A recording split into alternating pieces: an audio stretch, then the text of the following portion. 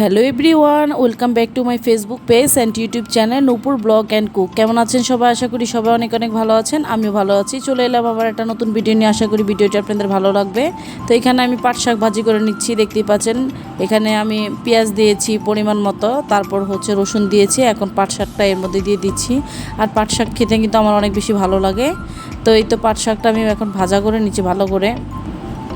আর এর মধ্যে বলে রাখছি, যারা ইউটিউব চ্যানেল থেকে আমার ভিডিওটা দেখছেন প্লিজ আমার ইউটিউব চ্যানেলটি সাবস্ক্রাইব করে দিবেন আর সাথে থাকা বেল আইকনটি ক্লিক করে দিবেন, যাতে করে নতুন কোনো ভিডিও আপলোড করলে আপনাদের কাছে সাথে সাথে নোটিফিকেশন পৌঁছে যায় এবং আমার ভিডিওটা আপনারা দেখে নিতে পারেন। যারা ফেসবুক পেজ থেকে ইতিমধ্যে আমার ভিডিওটি দেখছেন প্লিজ আমার ফেসবুক পেজটা একটা ফলো দিয়ে যাবেন, লাইক কমেন্ট শেয়ার করতে ভুলবেন না, অবশ্যই পরিবার ও বন্ধুবান্ধবের সাথে। যারা ফেসবুক পেজ থেকে এই মুহূর্তে আমার ভিডিওটা দেখছেন প্লিজ আমার ফেসবুক পেজটা একটা ফলো দিয়ে যাবেন।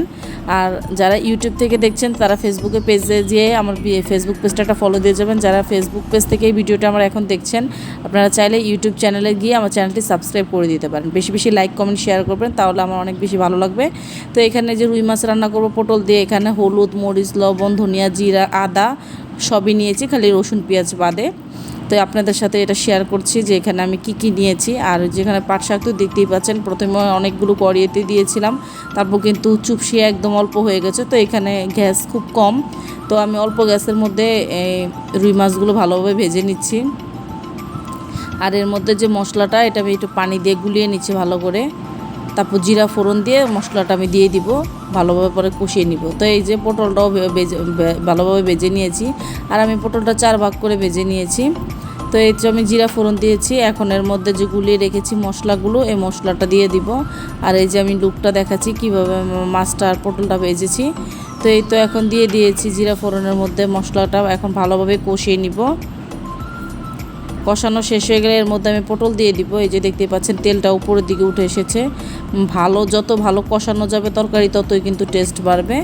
তো এই তো এখন আমি পটল দিয়ে ভালোভাবে নেড়ে চেড়ে নিচ্ছি। আর অল্প করে পটল দিয়েছি, কারণ আমরা তো খাওয়ার মানুষজন খুব কম। যারা আমার নিয়মিত ব্লগ দেখেন তারা জানেন আসলে আমি লোক সংখ্যা খুব কম, আর আমি একবেলা খাই, তো তাহলে আমার এত বেশি তরকারি লাগে না। যারা নতুন এখন আমার ভিডিওটা দেখছেন তাদের জন্য আমি এটা বলে দিয়েছি। তো এই যে এখন এটার মধ্যে ভালোভাবে মাছটা দিয়ে, এই ঝোলের মধ্যে মাছটা দিয়ে ভালোভাবে একটু বলক তুলে নিয়েছি। এখন আমি চুলাটা অফ করে দিব।